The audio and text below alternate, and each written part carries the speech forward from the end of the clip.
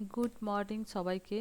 আজকে আমরা এই চ্যাপ্টারটা থেকে শর্ট কোশ্চেন শেষ করব, যেটা হচ্ছে তোমাদের একটি গুরুত্বপূর্ণ চ্যাপ্টার এবং ক্লাস 11-এর চ্যাপ্টার, শিক্ষার অর্থ।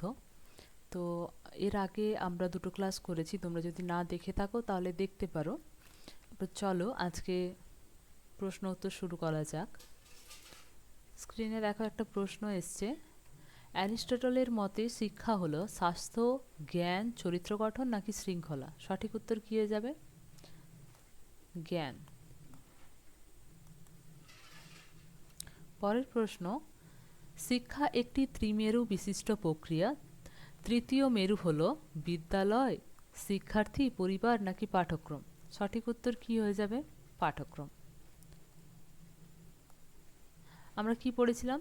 শিক্ষার্থী, শিক্ষক, পাঠ্যক্রম, বিদ্যালয়। তাহলে 3 নম্বরে কি আসছে? পাঠ্যক্রম। পরের প্রশ্ন, শিক্ষা একটি ত্রিমেরু বিশিষ্ট প্রক্রিয়া। উক্তিটি কার? জন ডিউই, জন অ্যাডামস, পেস্তালোসি নাকি রুসো?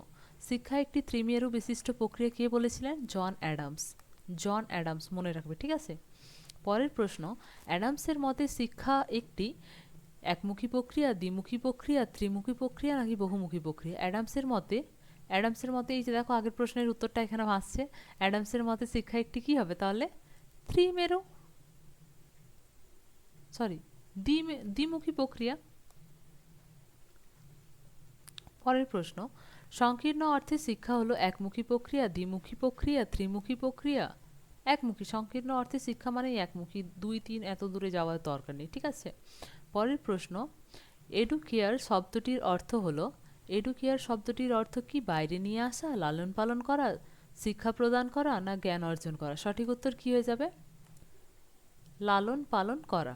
পরের প্রশ্ন, এডুসেয়ার শব্দের অর্থ হলো লালন পালন করা, বাইরে নিয়ে আসা, শিক্ষা প্রদান করা নাকি অনুশীলন করা? সঠিক উত্তর কি হয়ে যাবে? বাইরে নিয়ে আসা। পরের প্রশ্ন, এডুকেটাম শব্দের অর্থ হলো শিক্ষাদান করা, লালন পালন করা, জ্ঞান অর্জন করা নাকি বিদ্যালয়ে পাঠানো? সঠিক উত্তর হয়ে যাবে শিক্ষাদান করা। পরের প্রশ্ন, সংকীর্ণ অর্থে শিক্ষার প্রধান উদ্দেশ্য হলো জ্ঞান বৃদ্ধি, চরিত্র গঠন, সর্বাঙ্গীন বিকাশ, কর্মদক্ষতা। জ্ঞান বৃদ্ধি। সঠিক উত্তর হয়ে যাবে জ্ঞান বৃদ্ধি করা। ব্যাপক অর্থে শিক্ষা হলো জীবনব্যাপী প্রক্রিয়া, বিদ্যালয় ভিত্তিক শিক্ষা, পরীক্ষা কেন্দ্রিক শিক্ষা নাকি স্বল্পমেয়াদী? সঠিক উত্তর হয়ে যাবে জীবনব্যাপী প্রক্রিয়া। পরের প্রশ্ন, শিক্ষা সার্বজনীন মতবাদ হলো মানবতা, আদর্শবাদ, বাস্তববাদ নাকি প্রকৃতি? শিক্ষার সর্বাঙ্গীন মনোবাদ কি হবে? মানবতাবাদ হবে। আবার কি? আমরা শিখবো, লেখাপড়া শিখবো কিসের জন্য?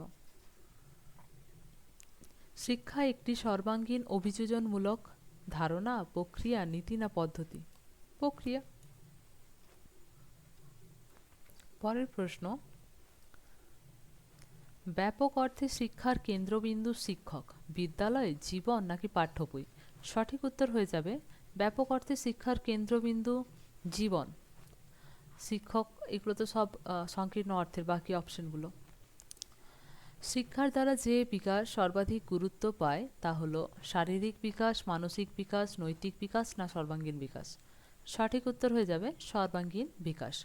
আধুনিক শিক্ষা ব্যবস্থা হলো, বলো, এই প্রশ্নটা আগের দিনও ছিল। আধুনিক শিক্ষা ব্যবস্থা হলো শিক্ষক কেন্দ্রিক, শিশু কেন্দ্রিক, বিষয় কেন্দ্রিক না বিদ্যালয় কেন্দ্রিক? সঠিক উত্তর হয়ে যাবে শিশু কেন্দ্রিক।